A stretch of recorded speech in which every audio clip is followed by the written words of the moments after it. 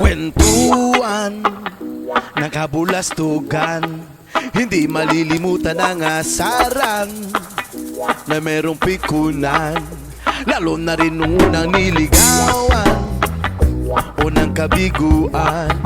At dyan nagseseryoso ang usapan at pagdadamayan na tunay at tapat na kaibigan. O mga buwang o kaibigan, lubang maaasahan. Di na tayo babata, edad mo di nahahalata. Sa mga trip unti-unti na tayo nagsasawa. Pero kahit ganon, barkadang matatag hanggang sa ngayon. Minsan lang makita, tsak may kwela, yan ang aking mga tropa.